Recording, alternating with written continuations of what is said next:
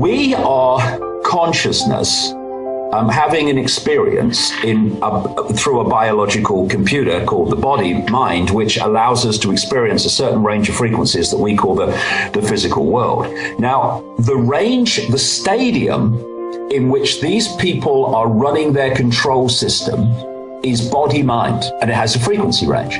Once you open your mind to consciousness, I mean, what Christians would call the soul, and many other different religions and beliefs call it different things. Once you do that, that power starts to come through the body mind computer. The control system can't deal with that because it's not in its field of frequency to deal with it. It doesn't have the power to deal with it. When we have an intuitive feeling, it's a knowing. It's a knowing. You don't have to work it out or explain it. You just know. Why? Because that's coming from that which is beyond this manipulated reality, and that can take you through the maze in the world that's been created for us that the intellect has got no chance of doing. And that's the way home, that for me. This intuitive knowing, by the way, this is what the system's terrified of. Knowledge is never negative. Knowledge always empowers, no matter what knowledge it is, because it's giving you a greater fix on the situation we're facing.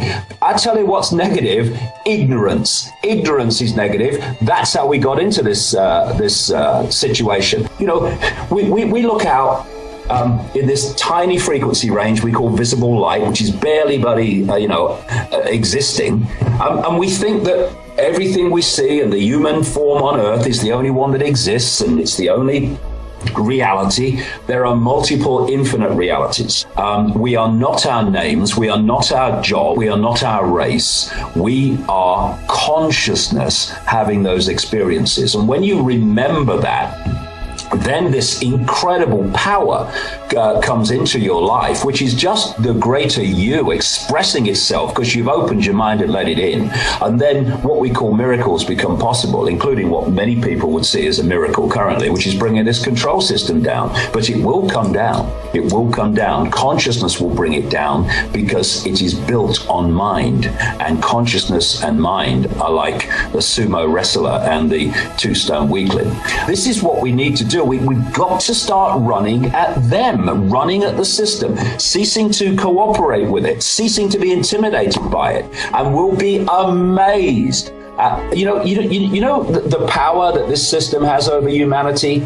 It's persuading humanity. He has power over them. It's a mind trick, a mind game. And when you run at these people, you realize actually it is just a figment of people's imagination. The power is not there. They just want us to believe it because then we'll acquiesce to them.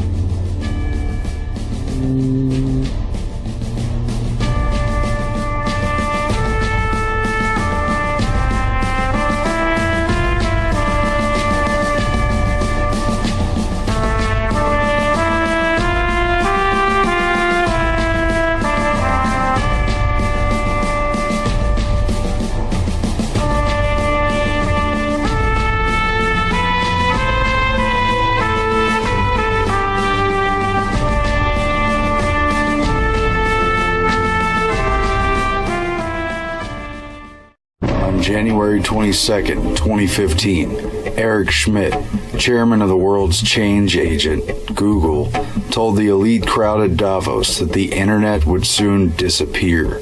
The internet there'll be so many IP addresses because of IPv6, so many devices, sensors, things that you're wearing, things that you're interacting with, that you won't even sense it. It'll be part of your presence all the time. It'll be part of your presence all the time. If we're all online, all connected, all the time, 24/7, what does reality really mean anymore? We are living in a computer-programmed reality, and the only clue we have to it is when some variable is changed and some alteration in our reality occurs. We're in a phase where our lives more and more are beginning to take place in a virtual reality. Our lives are more and more being carried out through virtual communication, through trendy technological gadgetry and social media platforms. that now seem like we couldn't live without them when they didn't even exist just a few years ago. It's a part of the way that I communicate with my friends. Many of us now have more friends online than we talk to in real life. The attraction of common interests creates circles of online peers that for some become more important than the real people in our communities and our physical surroundings. Our lives are being turned into an endless string of data to be tracked, traced, collected, and analyzed without ever looking the person doing it in the eyes. Who controls this virtual world? Who owns it? Are we our own selves? Are we free? Are we making decisions, or are our gadgets deciding our lives for us?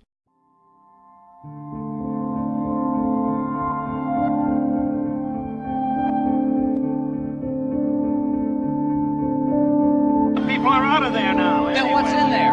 I've been to Beirut. Yeah? I bet they miss you there. What's more interesting is the producers, the magicians, you might say,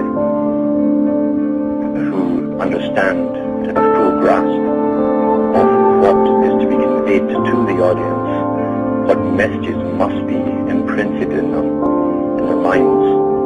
And he knows the techniques and how to do this perfectly, the perfect science. So Hollywood, this amazing industry, Hollywood is called the Hollywood. The Hollywood, of course, is the staff of the Magi, of the Magus, the Grand Magus in the occults. He waves a wand, and everything is altered, changed. He casts a spell. And it's portrayed even in the cartoons with Mickey Mouse with his little wand. He's dressed like the wizard. And little stars, 5-pointed stars, come from the wand. And in the ancient Middle Eastern legends, all the holy men there had their staff. We even find it in the Old Testament as Moses has the little contest with the Pharaoh's Magi, and they play it changing sticks into snakes and back again, which is a good trick. But the trick of conducting a spell over the audience is by using a staff, the holy wood. Some movies will show you the understanding within Hollywood, at least in the director's part. Many of the actors don't even understand it themselves, but the directors and producers certainly do. And some of the bigger ones are given information and they're advised on how to get it across to the public. It's not that they have geniuses within Hollywood, per se. It's because their job is to program us as we go into the future, always. There are books out on Hollywood's involvement with making war movies. They churned out I don't know how many war movies in World War II. And they had the full cooperation of the American military and the use of all squadrons of tanks and ships and everything to make it very, very realistic, to get the recruitment going to fight the Nazis and then the Japanese. Tremendous part of propaganda, and it's never stopped. And even today, the Pentagon admits they have funded some of the bigger movies to do with war and Jarhead and all this kind of nonsense to get the young guys in, recruits. The movie industry is there to indoctrinate you into possibilities which you swallow as possibilities, and then they actually come out in reality. This technique has been used very effectively since the BBC, in fact, first started up as a radio station for World War I, and they used plays and dramas in serial form so that you could tune in every day to get the next part of the exciting story, and it always made sure that it was a cliffhanger at the end of the hour, and then sure enough everyone tuned in the next day at the right time to get the next part of the story. But in amongst the drama, they were getting propaganda to do with World War I and why the young guys should join up and how much they'd be respected by the women and they'd be heroes. And this is how the technique is used upon the young people's minds. That's why they don't use older guys in the military, except for generals and so on. Young guys think they're immortal. They want, because the tribal instinct within them, they want to be a hero. They want to stand out and save the tribe. That's what sports are portraying to. That which you see in a movie form becomes acceptable subconsciously, so that when it comes in reality, you don't react to it. You're familiarized with the idea. And in the movie, of course, it's always presented as a necessity.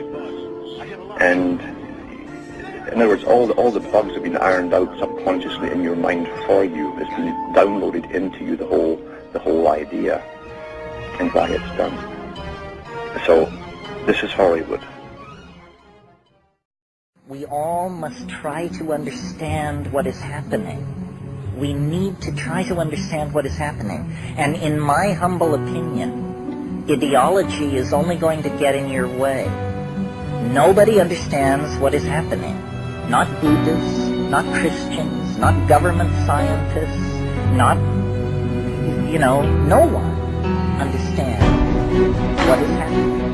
So forget ideologies. They betray, they limit, they lead astray. Just deal with the raw data and trust yourself. Nobody is smarter than you are. And what if they are? What good is their understanding doing you? People who walk around saying, well, I don't understand quantum physics, but somewhere somebody understands it. That's not a very helpful attitude toward preserving the insights of quantum physics. Inform yourself. What does inform yourself mean? It means A, transcend and mistrust ideology.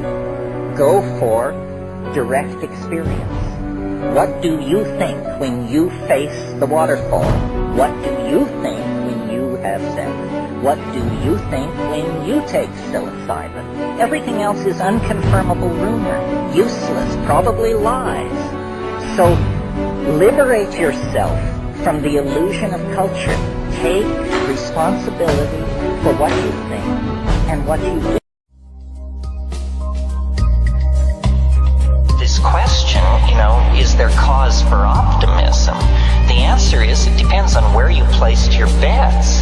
If you placed your bets on male-dominated institutions based on consumer fetishism, propaganda, classism, and materialism, then God help you, you should call your broker. If, on the other hand, you've recognized that what is really important is empowering personal experience, backing off from consumer object fetishism, freeing the mind, empowering the imagination, then in that case, I think you can feel pretty good about what is going on.